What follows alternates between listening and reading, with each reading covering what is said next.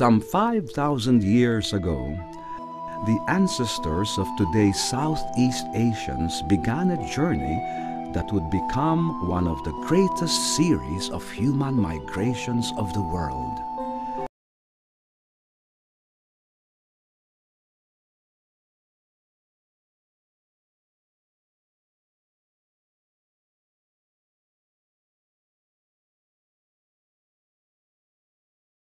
They came from what is now southern China, traveled south toward Taiwan, and then entered the Philippines through its northernmost edge, Batanes.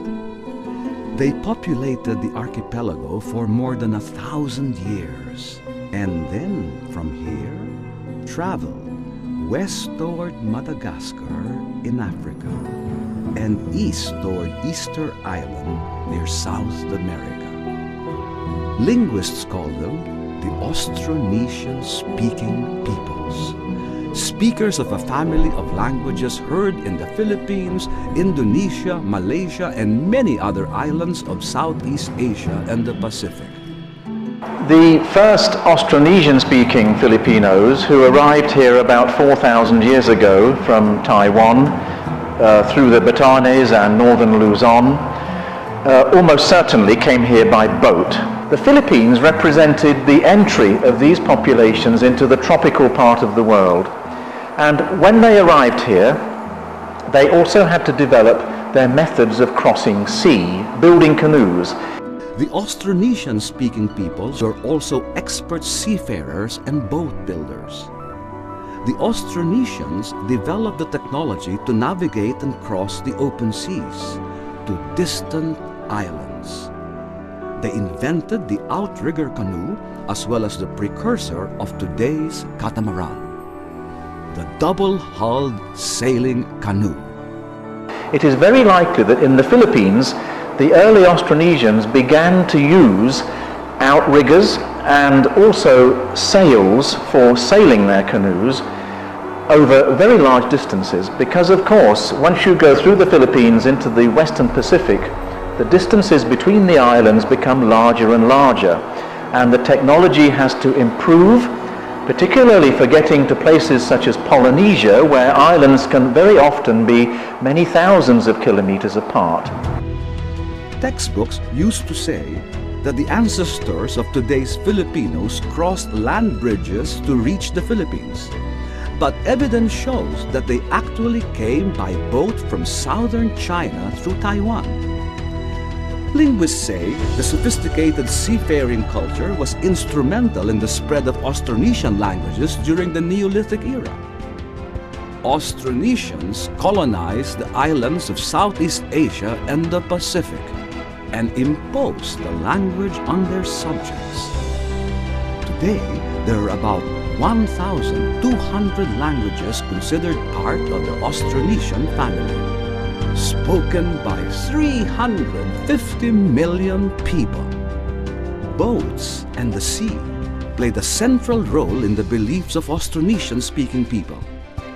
A burial jar from the Neolithic era found in the Manungul Cave in Palawan has for a cover the figure of a boatman transporting the dead to the afterlife. It shows how the sea dominated life and death. Austronesian-speaking peoples had their own belief system long before they learned about Hindu, Buddhist, Islamic, or Western thought. This common belief system showed even in their architecture. Traditional homes of Austronesian-speaking peoples reflect Southeast Asian concepts of the upper world, underworld, and the earthly realm. Filipino, Indonesian, and Malaysian houses had spaces below for animals, rooms in the middle for humans, and shrines for ancestor worship in lofts above.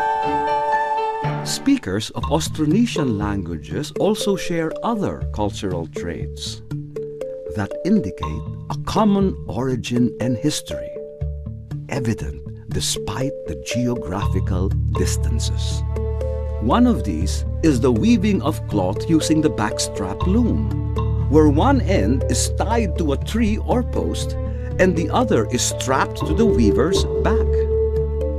Weaving in this manner is believed to have been practiced by Austronesian ancestors.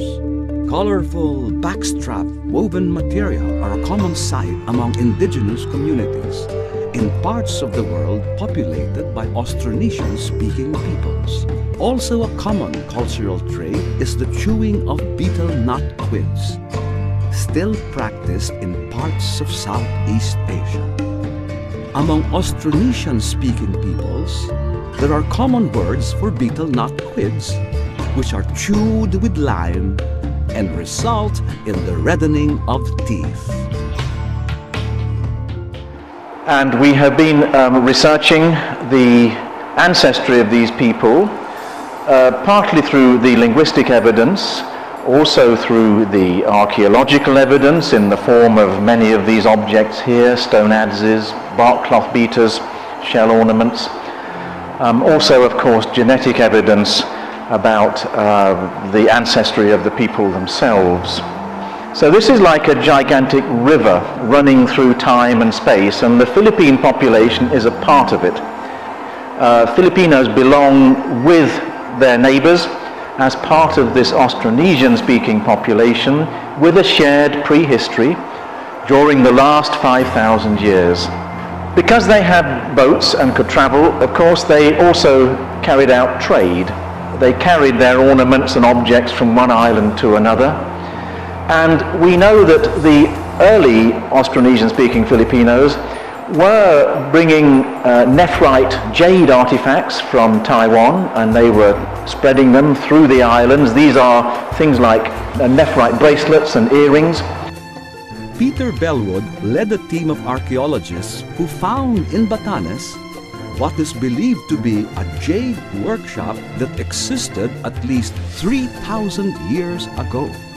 The team unearthed fragments of what were believed to be parts of tools and materials used in making jade on a limestone mesa called Anaro in Itbayat Island. There was a major expansion of trade in the period when Indian and Chinese contact was beginning to be made with the islands of Southeast Asia. And at this time, people were making the little jade earrings with the pointed projections that archaeologists call linglingos. Lingling-o are circular ornaments common among various peoples in Southeast Asia, such as the Igorots of the Cordillera region.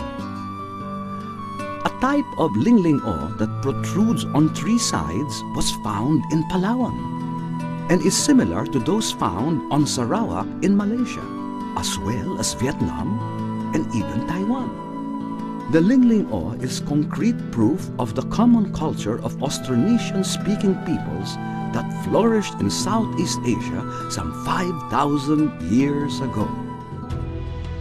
Austronesian languages were believed to be the most widespread family of languages during the 1500s, when Ferdinand Magellan came to the Philippines. Today, hundreds of millions across the vast part of the globe speak a variation of an Austronesian language. Historians and archaeologists say that the Philippines played an important role in the spread of Austronesian languages. It also showed that culture and commerce prospered between the Philippines and its neighbors at least 5 millennia ago. I think the most important thing for Filipinos to understand is that they are part of a shared cultural heritage, which is not just the Philippines, but the peoples of Indonesia, of central Vietnam, Madagascar, which is off the east coast of Africa, the native peoples of Taiwan to the north, and virtually all of the Pacific Islands.